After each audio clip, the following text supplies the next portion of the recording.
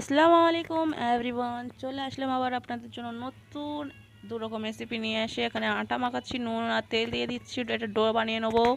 এবং আমি আজকে বানাবো সুজি আর ড্রাই ফ্রুট দিয়ে নারকেল পিঠার মতো। তার মধ্যে আমি এখানে দেখে দিচ্ছি, কড়ার মধ্যে সামান্য পরিমাণ তেল দিয়ে দিচ্ছি। ওটাকে গরম হয়ে যাওয়ার পরে আমি এক বাটি সুজি দিয়ে দিলাম এবং ওটাকে একটু ভাজা ভাজা করে নেবো। আর তারপরে আমি বানাবো সুজির ক্ষীর আর লুচি।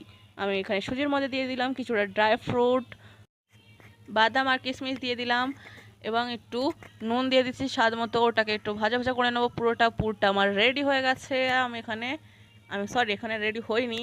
আমি এর মধ্যে দিয়ে দিচ্ছি আবার একটু চিনি স্বাদ মতো আর পানি দিয়ে দিলাম। ভালোভাবে ওটাকে বানিয়ে নিচ্ছি। এখানে আমি ডোটা বানানো ছিল, তার মধ্যে পুর দিয়ে আমি শর্টকাটে খুব সিম্পলভাবে আমি দেখিয়ে দিচ্ছি বাটি দিয়ে।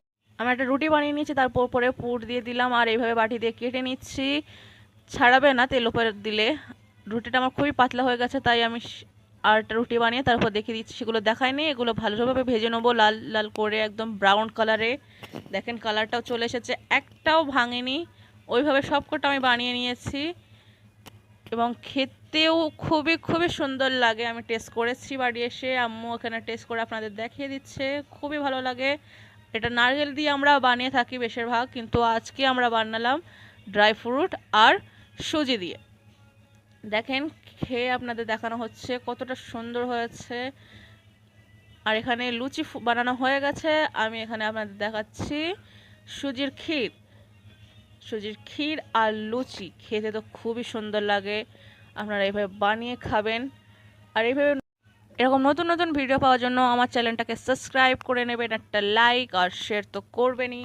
আমি যখন নতুন নতুন ভিডিও আপলোড করব সবার প্রথম আপনাদের কাছে যাওয়ার জন্য আপনারা আমার চ্যানেলটাকে সাবস্ক্রাইব করে নেবেন। এবং আপনাদের দেখানো হচ্ছে কত সুন্দর ফুলকো ফুলকো লুচি দিয়ে ক্ষীর খাওয়া হচ্ছে।